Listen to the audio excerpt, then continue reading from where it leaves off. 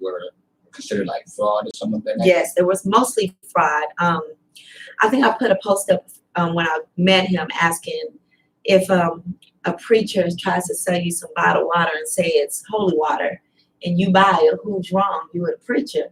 Right. And everybody put their opinion on that. But I said, if you look at him like that, you got to look at a car salesman too.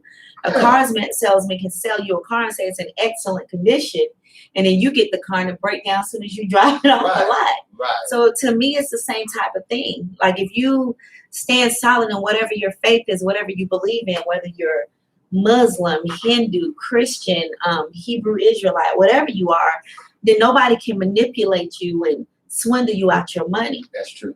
So you have to look at your own fault in this as well.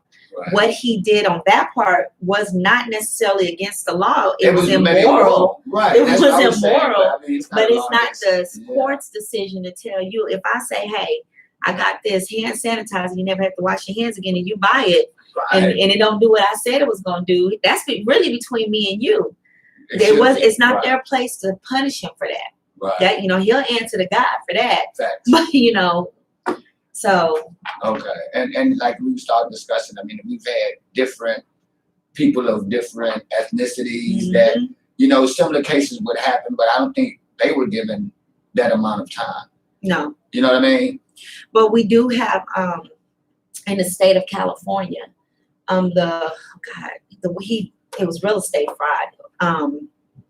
Dwight Shelton, they gave him the same amount of years for real estate fraud, first offense. And it was something like he swindled an elderly person out of their house and convinced them to sell it. It was like their only thing they owned, and he convinced them to sell it. And his business partner got 5 years, but they gave him 28, and he wasn't even the ringleader.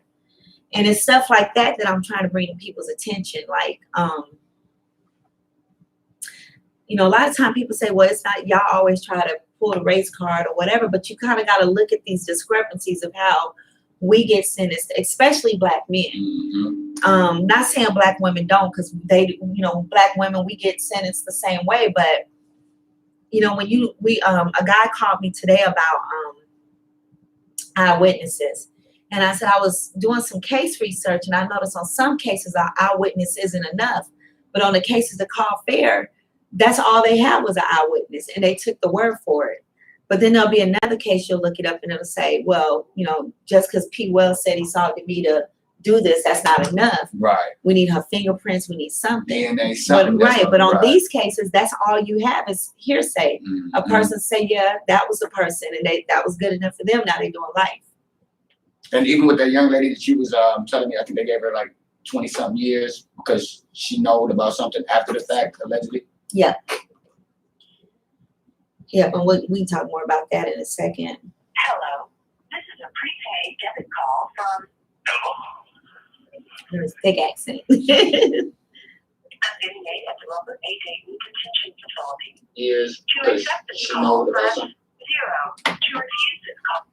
This call is from a corrections facility and is subject to monitoring and recording.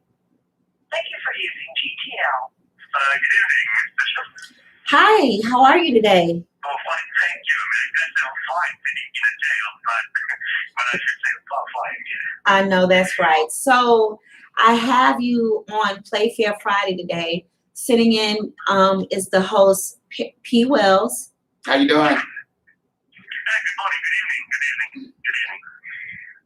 So I was briefing them a little bit about your case. I told them that they have you in Robert E. Dayton now because you're waiting to be resentenced because the bankruptcy fraud, you beat that part of your case. Bank fraud. Okay, but I thought on the paper it said you beat the bankruptcy fraud. The bank fraud is still there. That's typo. I'm sorry. That's my bad. That should be typo. That should be.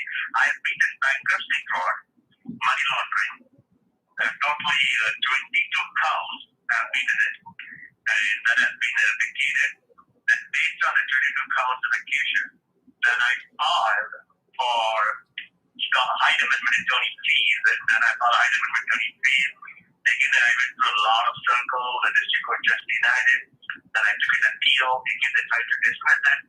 Then they did several things. The prosecution did it, and finally, after it goes 11th circuit said, no, you can proceed. Not only did it, you can proceed. allowed me to file a brief, and I filed a reply brief. Then after finding good merits in it, now the source party voluntarily appointed a well-trained attorney for me for a whole argument. I'm waiting for whole argument. That's going to be historical because so far in American history, nowhere, no one has been appointed with an attorney for a high amendment attorney fee after a guy meets the deal. So mine is going to be the first, and also in the 11th chapter, it is going to be a first impression because there was nothing has been proved so far in the matter. Exactly.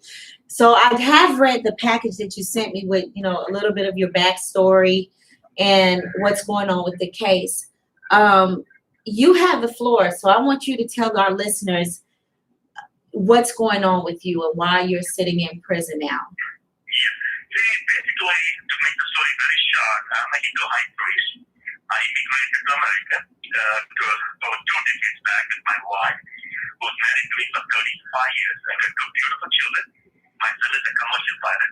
My daughter is going to be a doctor of pharmacy. He's in medical school. He's going to be graduated by this July. 2 beautiful children. I had no problem in my life. I have over 17 million followers God given to me. Billions and billions of dollar money. Wealth and gold and diamonds.